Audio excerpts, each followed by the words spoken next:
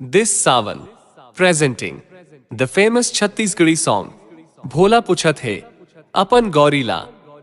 DJ Sahil.